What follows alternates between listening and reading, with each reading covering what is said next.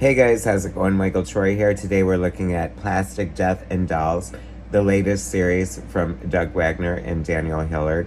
It is dark, gory, fun, quirky, cool, unique, and amazing. I cannot wait to share it with you guys. So subscribe to my channel if you haven't already. Hit that like button and let's get right into it.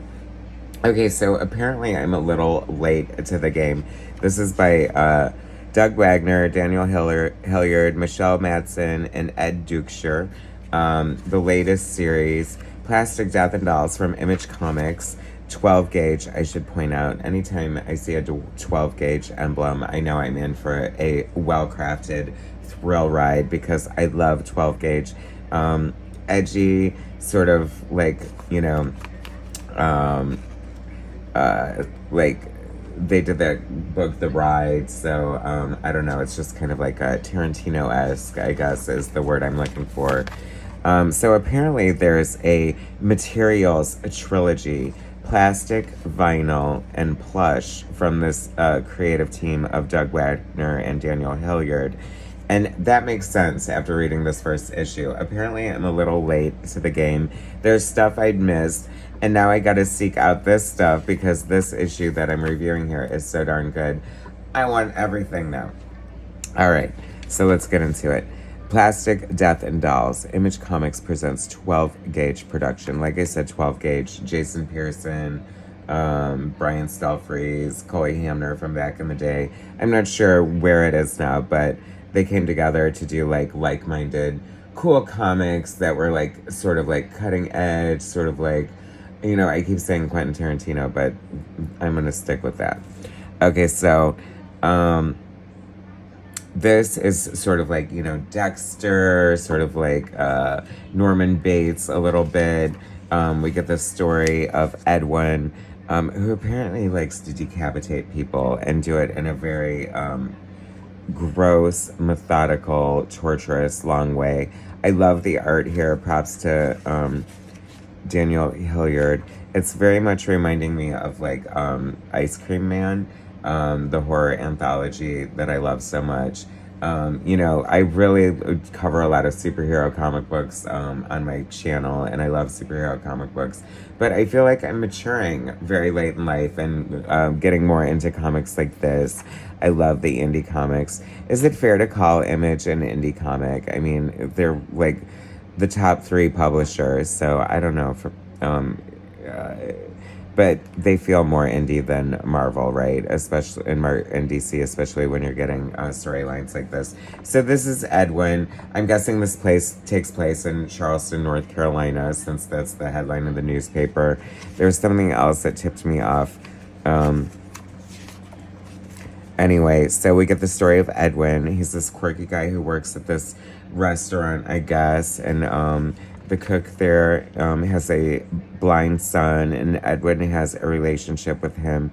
And we get this little spork interaction. They're talking about how sporks are superior, and it's a little bit of foreshadowing. I'm a little tongue twisted this morning, forgive me.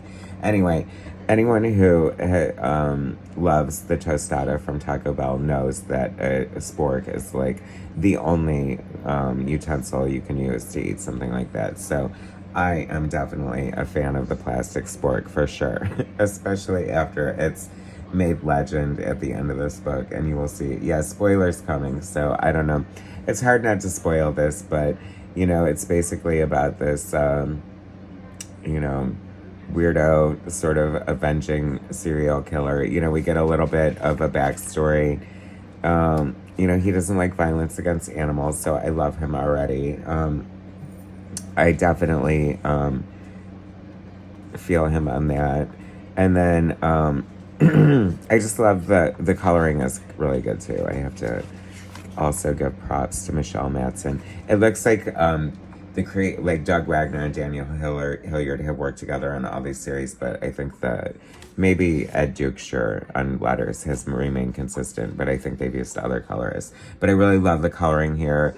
Anyone who watches my channel knows I'm obsessed with color. I'm a color whore. I'm a colorist myself, and I really like this. It's really a challenge to have like a bright, pretty color palette in a dark horror book. I love the flashback here done in this yellow sequence. He talks about the smell of plastic and how much the little boy loves the smell of plastic. And I mean, doesn't everybody love the smell of plastic? Or maybe I'm identifying with this, outcast freak.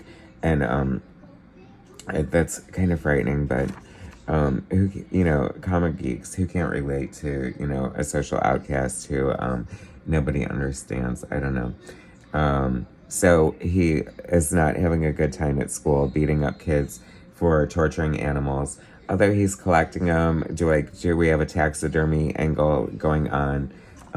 What more is coming from this spork, right? So that's why I said the Norman Bates thing. It feels like we're getting a lot of the necessary tropes of planting the seeds and backstory of a serial killer here. I love the spork hanging in the makeshift fort of his as a little boy. And he gets the bad news that because he just keeps beating kids up at school and not getting along, he's going to have to be homeschooled, which would have been a dream come true for me, honestly. He's like, that's okay, all my friends are at home anyway. And she's like, that's so sweet. And then, I don't know, so we're getting the flashbacks of the past, saying what led to him becoming this, serial unaliver, for lack of a better word, because you have to use careful words when you're covering this dark subject matter on YouTube. But anyway, it's weird because, remember those little, green army men? So these are, little naked green army women. So what's happening? What's happening here? Does he make these? He must make these. I'm intrigued. I'm in. You know what I mean? I'm going to feel really stupid if I go out and read the other materials, trilogy, and, all the answers are but obvious. But I feel like I'm getting a good dose of mystery and intrigue and excitement here. And, it's gory and gross and fun. And I love it. Great new series, incorporating all the staples of life, sporks, Sharpies, and plastic. What more do you need? I don't know. So, this is a brilliant setup. It's, I'm imagining it's a mini-series. A series of mini-series from this genius creative team. My new favorite creative team, Plastic Death and Dolls, issue 2 on sale July 24th. So make sure you run out and buy it, guys. And pick up this issue. Still on the stands. It's amazing. I love it. Plastic, vinyl. That's interesting, right? And plush. All right, I'm in, guys. I'm retroactively, late, and forgive me, but here I am. And I feel like, hey, why not jump in whenever you want? So Plastic, Death and Dolls from Doug Wagner and Daniel Hillyard, and new from Image Comics and 12 Gauge. Love it so much. Thanks for watching, guys. Subscribe to my channel if you haven't already. Hit that like button, and I'll bring you more soon.